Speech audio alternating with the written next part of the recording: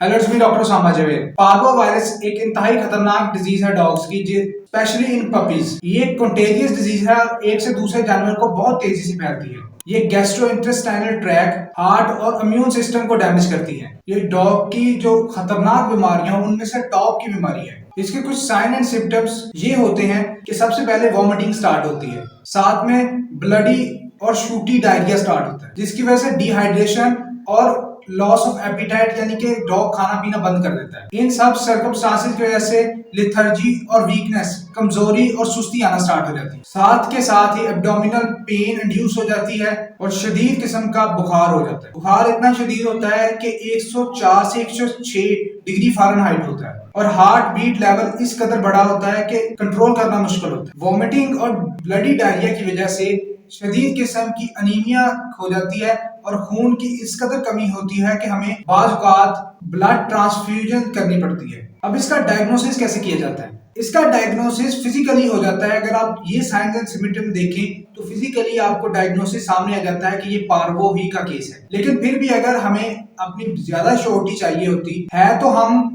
Faecal examination और blood test करते हैं, जिससे हमें श्योर हो जाता है कि ये पार्वो का ही केस है। अब इसका ट्रीटमेंट क्या किया जाता है? ये एक वायरल डिजीज है, इसका प्राइमरी ट्रीटमेंट तो कुछ नहीं होता, वैक्सीनेशन से ही बचा जा सकता है। लेकिन इसके सेकेंडरी ट्रीटमेंट किए जाते हैं। जैसे कि हम जानते हैं कि वॉमिटिंग आ रही होती है, इसलिए एंटी नोजिया मेडिसिन दी जाती हैं। डायरिया के लिए फ्लैजल दी जाती है जो कि उसके डायरिया को रोकती है और दूसरे सेकेंडरी पैरासाइटिक इन्फेक्शन को होने से रोकती है। साथ में फ्लू थेरेपी की जाती है, बार बार उसे सलाइन वाटर दिया जाता है ताकि उसका जो एनर्जी लेवल है वो मेंटेन रहे। अगर ये कंडीशन सीवियर हो जाए तो फिर हम इसमें एंटीबायोटिक्स ऐड करते हैं जो कि उसके सेकेंडरी इन्फेक्शन को महफूज रखने के लिए ऐड की जाती है। इम्यून बूस्टर दिए जाते हैं क्योंकि ये इम्यून सिस्टम को डैमेज कर रही होती है, व्हाइट ब्लड सेल के काउंट को और प्लेटलेट्स के काउंट को गिरा रही होती है, इसलिए इम्यून बूस्टर दिए जाते हैं ताकि इम्यून सिस्टम जो है वो उसके जरिए ही अच्छे तरीके से वर्क करना स्टार्ट कर दे। और साथ के साथ हम ज्यादा से ज्यादा फ्लूइड थेरेपी कर रहे होते हैं ताकि उसकी एनर्जी को बचाया जा सके, उसको जिंदा रखा जा सके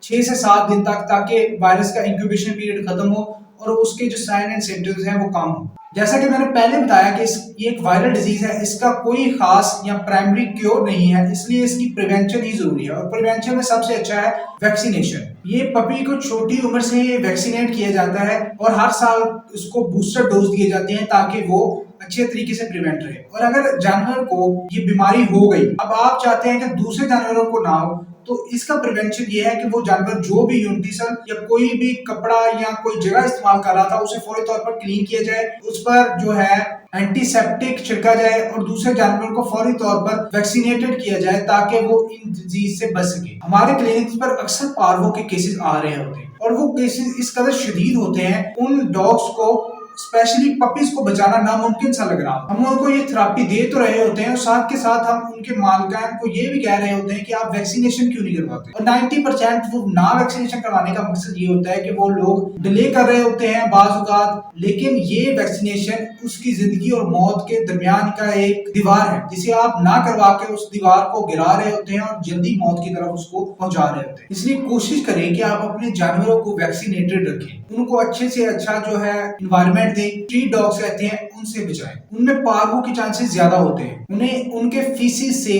दूर रखें, स्पेशली जब आप उन्हें वॉक पर लेके जाएं। और आखिरी बात यह कि उनका रेगुलरली वेटरनरी चेकअप करवाएं। वेटरनरी चेकअप जो है वो बहुत सारी और बीमारियों से भी डॉग्स को और कैट्स को बचाता है, इसलिए कोशिश किया करें कि ये रेगुलरली करवाया जाए ताकि आपका डॉग सेहतमंद रहे और आपके लिए कोई मुश्किल ना पैदा हो। Like, share and subscribe. Thank you.